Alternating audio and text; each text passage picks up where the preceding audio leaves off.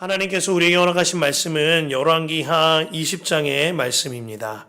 세번역 성경으로 1절부터 6절까지와 12절부터 21절까지 함께 보도록 하겠습니다. 열왕기하 20장입니다. 그 무렵에 히스기야가 병이 들어 거의 죽게 되었는데 아모스의 아들 이사야 예언자가 그에게 와서 말하였다. 주님께서 이렇게 말씀하십니다. 네가 죽게 되었으니 네 집안의 모든 일을 정리하여라. 네가 다시 회복되지 못할 것이다. 이 말을 듣고서 히스기야는 그의 얼굴을 벽 쪽으로 돌리고 주님께 기도하여 아뢰었다. 주님께 빕니다. 제가 주님 앞에서 진실하게 살아온 것과 온전한 마음으로 순종한 것과 주님께서 보시기에 선한 일을 한 것을 기억하여 주십시오. 이렇게 기도하고 나서 히스기야는 한참 동안 흐느껴 울었다. 이사야가 궁전 안뜰을 막 벗어나려 할 때에 주님께서 이사야에게 말씀하셨다. 너는 데리고 돌아가서 내 백성의 주권자인 히스기야에게 전하여라. 네 조상 다윗을 돌본 나 주 하나님이 말한다. 네가 기도하는 소리를 내가 들었고 네가 흘리는 눈물도 내가 보았다. 내가 너를 고쳐주겠다. 사흘 뒤에는 네가 주의 성전으로 올라갈 수 있을 것이다. 내가 너의 목숨을 15해 더 연장시키고 너와 이 도성을 아시리아 왕의 손에서 구하여서 이 도성을 보호하겠다. 내 명성을 지키기 위해서라도 그리고 내 종 다윗을 보아서라도 내가 이 도성을 보호하겠다. 12절에서 21절까지의 말씀입니다. 그때에 발라단의 아들 바벨로니아의 무로닥발 라단 왕이 히스기야가 병들었다는 소식을 듣고 친서와 예물을 히스기야에게 보내왔다. 히스기야는 그들을 반가이 맞아들이고 보물 창고에 있는 은과 금과 향유와 무기고와 창고 안에 있는 모든 것을 그들에게 다 보여주었다. 히스기야는 그들에게 궁궐과 나라 안에 있는 것을 하나도 빠짐없이 모두 다 보여주었다. 그때에 히스기야 예언자가 히스기야에게 와서 물었다. 이 사람들이 무슨 말을 하였습니까? 이 사람들은 어디에서 온 사람들입니까? 히스기야가 대답하였다. 그들은 먼 나라 바빌로니아에서 온 사람들입니다. 이사야가 또 물었다. 그들이 임금님의 궁궐에서 무엇을 보았습니까? 히스기야가 대답하였다. 그들은 나의 궁궐 안에 있는 모든 것을 보았고 나의 창고 안에 있는 것도 그들이 못 본 것은 하나도 없습니다. 이사야가 히스기야에게 말하였다. 주님의 말씀을 들으십시오. 그날이 나가고 있다. 그날이 오면 네 왕궁 안에 있는 모든 것과 오늘까지 네 조상이 저장하여 놓은 모든 보물이 남김없이 바벨론으로 옮겨갈 것이다. 주님께서 또 말씀하십니다. 너에게서 태어날 아들 가운데서 더러는 포로로 끌려가서 바빌론 왕궁의 환관이 될 것이다. 히스기야가 이사야에게 말하였다. 예언자께서 전하여 준 주님의 말씀은 지당한 말씀입니다. 히스기야는 자기가 살아있는 동안만이라도 평화와 안정이 계속된다면 그것만으로도 다행이라고 생각하였다. 히스기야의 나머지 행적과 그가 누린 모든 권력과 어떻게 그가 저수지를 만들고 수로를 만들어서 도성 안으로 물을 끌어들였는지는 유다왕 역대지략에 기록되어 있다. 히스기야가 그의 조상과 함께 누워 잠드니 그의 아들 므낫세가 그의 뒤를 이어 왕이 되었다. 아멘. 하나님의 말씀입니다. 등산을 할 때에 오르는 길보다 하산하는 길이 훨씬 더 조심해야 한다고 합니다. 왜냐하면 등산을 오르는 길은 조금 힘겨울지 모르지만 비교적 안전하다고 하죠. 그러나 산을 내려오는 길은 비교적 수월해 보일지는 모르지만 훨씬 더 사고나 부상의 위험이 크다는 것입니다. 히스기야의 인생은 늘 큰 산을 넘는 듯한 인생이었습니다. 주님만 의지하여 바알과 아세라를 모두 깨뜨려 버렸거니와 또한 모세의 노뱀까지도 구리뱀까지도 그가 깨어뜨려 무너뜨렸습니다. 대단히 큰 산을 그는 항상 넘어왔던 거죠. 또한 그의 통치 말기에는 아와의 전투에서도 믿음으로 승리하는 것을 봅니다. 이렇듯 히스기야의 인생은 그의 믿음으로 말미암아 큰 산을 넘는 인생이었던 겁니다. 그러나 오늘 본문에서 히스기야는 큰 산을 넘었으나 그의 하산길에서 크게 넘어지는 것을 보게 됩니다. 1절과 2절에 하나님께서는 히스기야가 죽게 되었으니 이제 모든 것을 정리하라고 알려주십니다. 히스기야는 이 말씀을 듣고요, 벽을 향하여 면벽 기도하며 주님께 부르짖습니다. 이때 드렸던 히스기야의 기도가 참 귀한 면이 있어요. 그는 자신이 주님께 대하여 선한 일 한 것을 기억해 주십시오 하며 간구합니다. 이 기도는 나의 의를 자랑하는 기도가 아닙니다. 주님을 의지하며 주님께 매달렸던 나날들을 주님 앞에 고백하면서 주님께서 그 나의 삶을 더 잘 아시오니 은혜를 베풀어 주시기를 간구하는 기도였던 거지요. 주님께서는 그의 기도와 눈물에 그의 생명을 15년 더 연장시켜 주셨습니다. 뿐만 아니라 그 증거로 태양으로 하여금 뒤로 10도 물러가게 하는 기적까지 행하여 주셨지요. 자, 여기서 오늘 본문의 핵심을 잘 살펴야 할 필요가 있습니다. 오늘 본문의 핵심은 주님께서 그 생명을 연장시키신 기적이나 해를 뒤로 10도 무르게 하신 기적에 있는 것이 아닙니다. 이 말씀의 핵심은요, 주님께서 그와 함께 하실 시간을 허락하여 주셨다는 겁니다. 주님과 동행할 수 있는 시간을 허락받은 이 은혜는요, 생명이 연장된 것, 해가 뒤로 물러간 것, 이것과는 비교할 수 없을 만큼 큰 은혜와 축복일 것입니다. 왜 우리가 아직 뭘 모르는 아이들한테요, 5만 원짜리 한 장 쥐어놓고는, 그리고 어른 손에 100원짜리 한 10대 이렇게 들고 있으면서 아이에게 물어보는 경우가 있습니다. 누구누구야? 나한테 100원짜리 10개가 넘도록 있는데 그 종이 하나랑 바꿀랴? 하면은 아무것도 모르는 아이는 본인이 들고 있는 5만 원짜리와 100원짜리 10개랑 바꾸기를 자청합니다. 네, 바꿀게요 하죠. 그로 인하여서 어른들이 깔깔거리고 아이 머리를 쓰다듬기도 합니다. 아이가 왜 그럴까요? 이 5만 원짜리를 바라보는, 그 가치를 바라보는 눈이 열려져 있지 않기 때문인 것입니다. 오늘 말씀이 은혜인 것은요, 이러한 일이 히스기야에게만 일어난 일이 아니라는 겁니다. 우리 모두에게 히스기야와 같이 이 땅에서 주님과 동행할 만한 시간을 허락받았습니다. 제가 어떠한 예언을 하는 사역자는 전혀 아닙니다만 이것 하나만큼은 확실하게 예언할 수 있어요. 적중률 100%입니다. 저와 여러분 모두는 언젠가는 죽는다는 겁니다. 주님께서 우리 모두에게 이 땅에서 마침표가 있다고 말씀하여 주셨습니다. 이 말은 즉, 이 땅에서 사는 동안 하나님과 동행하며 주 예수님과 동행하며 하나님의 나라를 살 수 있는 그 시간을 허락받았다라는 의미인 겁니다. 그렇다면 우리가 우리의 인생의 마침표가 분명히 있음을 안다면 우리가 이제 살아가야 할 방향은 너무나 분명한 것입니다. 주님만 바라보며 주님만 의지하여 주님께 매달려서 주님과 동행하는 삶, 그 삶이 우리에게 허락된 시간 동안 이루어져야 하는 것입니다. 이것이 오늘 본문의 핵심 메시지인 것이지요. 히스기야는 이 은혜의 기회를, 주께서 허락하신 이 시간을 잘못 사용하였습니다. 그렇게 주와 함께 살아갈 15년을 허락받았는데 그 시간을 온전하게 주님과 동행하지를 못한 겁니다. 12절 이하에 보면 바벨로니아의 사절단이 히스기야의 병문안을 가장하여 방문합니다.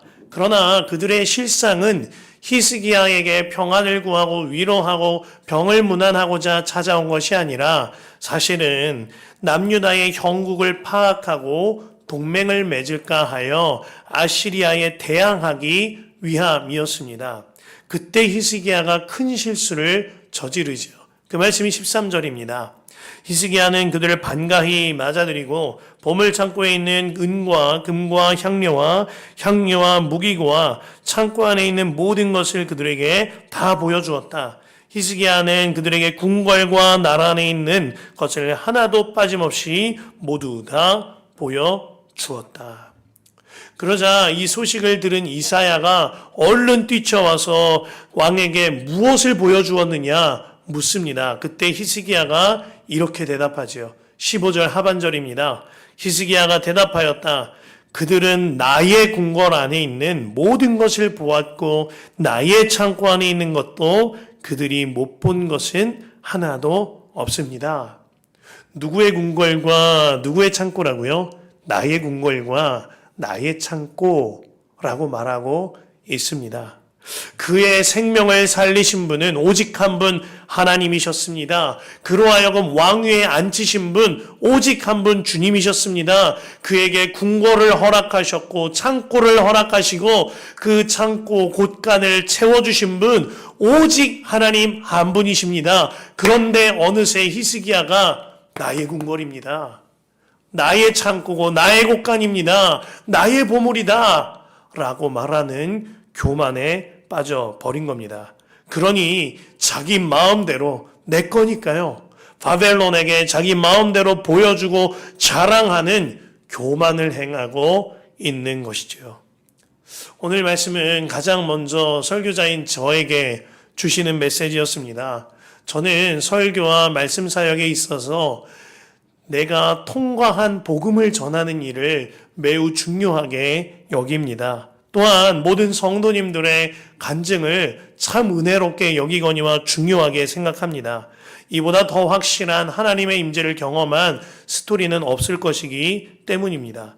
그러나 만일 제가 그 이야기와 그 간증을 하는데 나의 이야기다, 내가 한 것이다 라고 말하게 된다면 그 간증자와 메신저는 주님 앞에 큰일 날 사람이 되어져 버리는 겁니다.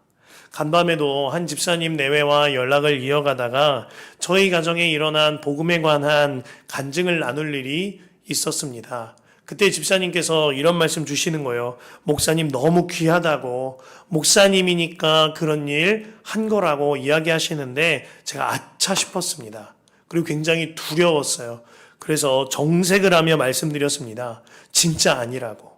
정말 주님이 하셨다고. 그래서 주님께서는 혹시라도 내가 하는 것인 줄 알까봐 주님이 하셨다는 증거도 남겨두셨고 보여주셨노라고. 100% 주님이 하신 일이라고 이런 말씀을 나눴습니다.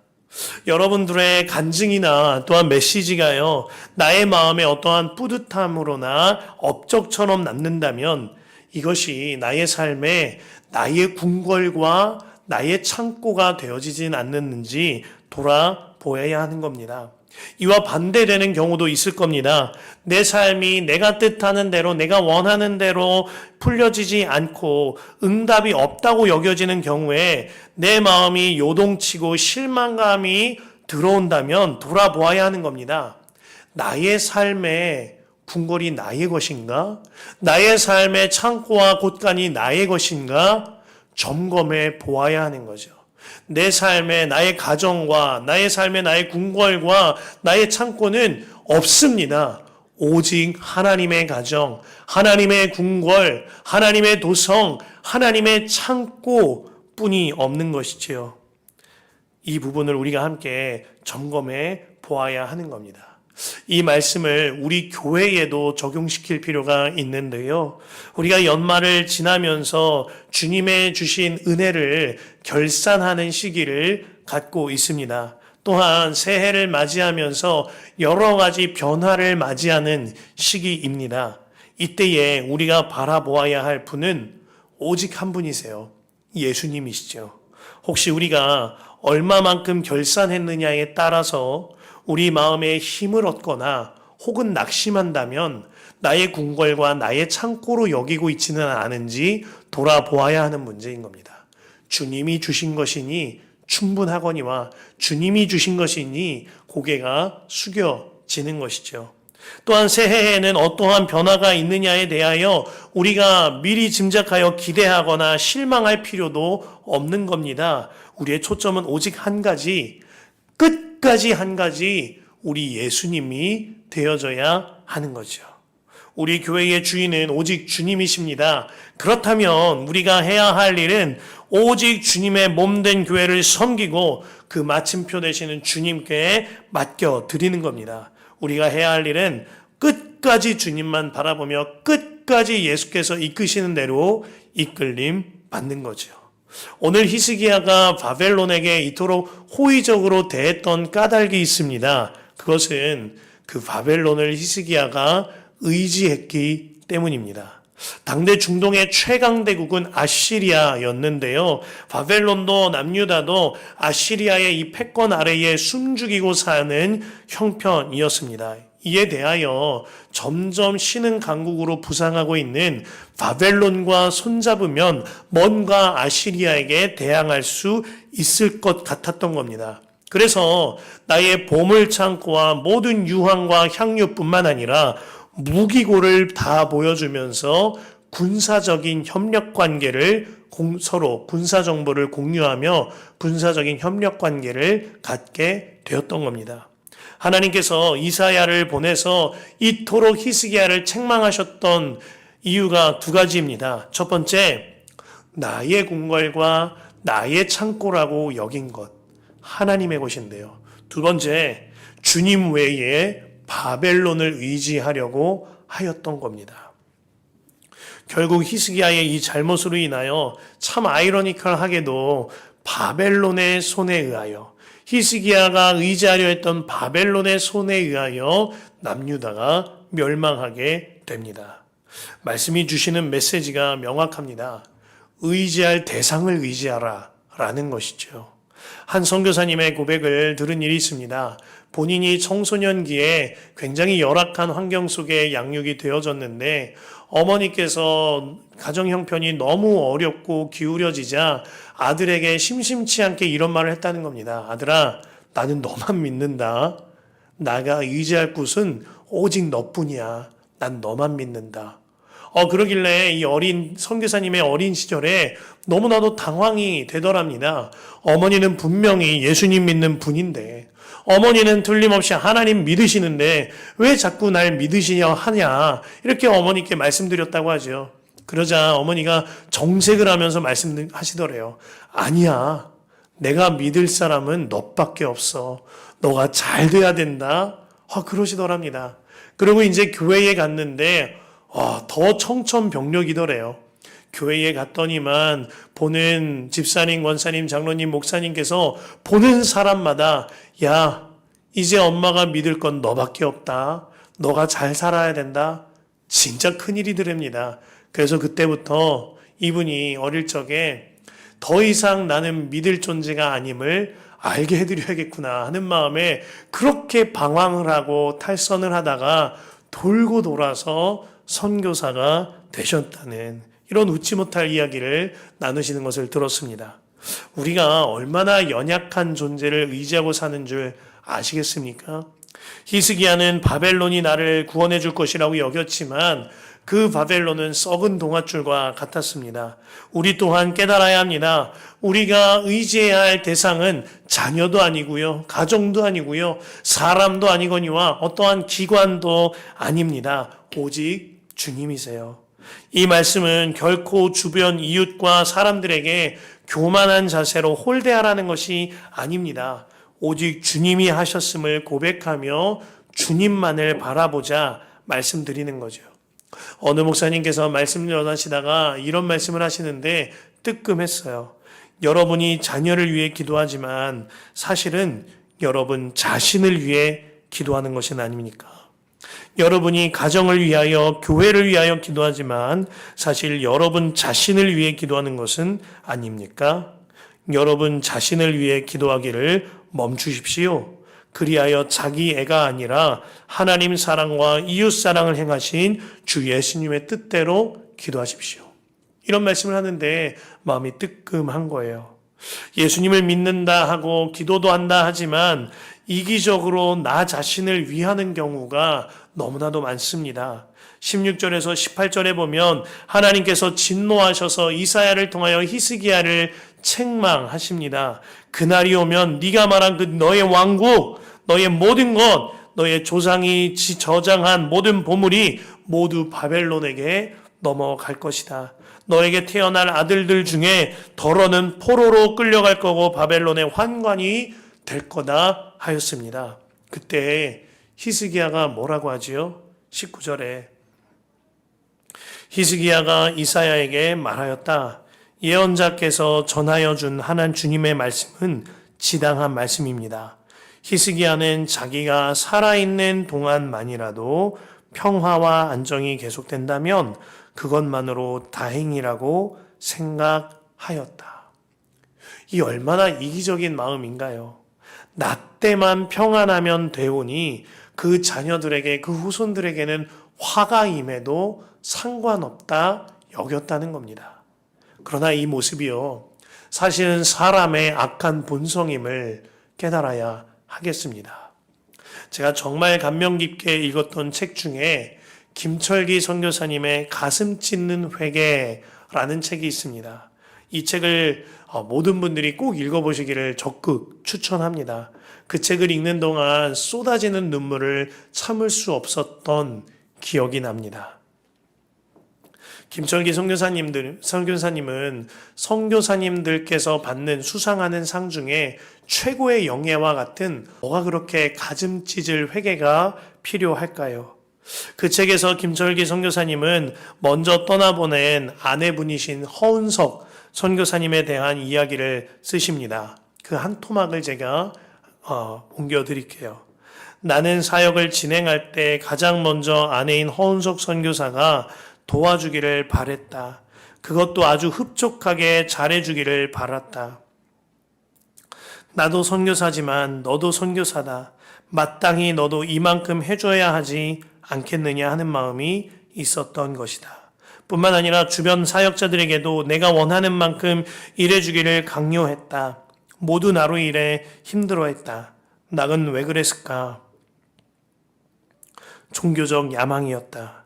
나는 생명의 주님을 따른 것이 아니라 내 거룩한 야망을 따랐다. 그것이 야망일 뿐임을 알아차린 것은 아내가 내 곁을 떠난 뒤였다. 나는 가장 가까이 있는 아내도 사랑하지 않으면서 인디오 형제들을 위하여 목숨을 바치겠다고 맹세했다. 나는 희대의 사기꾼이었다. 위선자 중에 위선자였다. 이 책을 소개받고 이 책을 읽는데 얼마나 눈물이 나던지, 마치 제 마음과 제 삶을 다 들킨 것 같았기 때문입니다. 저희 아내 둘째 임신하고도 첫째 여름 성경학교에 보호자로 참석하였을 때 아이를 돌보다가 몸이 무리가 되어서 하혈을 한 날이 있습니다. 그날 저희 아내가 저에게 도움을 요청했지만 저는 꽤나 매몰차게 사역이 먼저지, 사역자가 어떻게 자리를 하고자 날마다 예수님만 바라보시자 말씀드리는 건 사실 저를 향해서 드리는 말씀이기도 합니다. 많은 이들이 제가 왜 이렇게 예수님과 동행하는 삶과 예수님과 동행하는 일기에 관하여 매달릴까 궁금하거나 의아해하는 분도 계신 것 같습니다. 제가 다시 이전처럼 가슴 찢는 회개할 만한 자로 돌아가고 싶지 않기 때문입니다.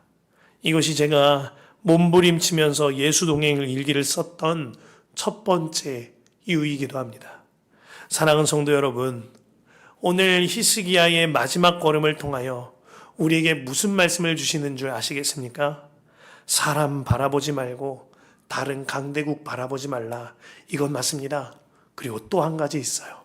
이뿐만이 아니라 나 자신 바라보면서 신앙생활하지 말라는 겁니다. 지독하게 자기중심적으로 나 바라보면서 신앙생활하지 말라는 거예요. 끝까지 죽어라 하고 우리 예수님만 끝까지 바라보라 하는 것입니다. 그 길이 살 길이기 때문이에요.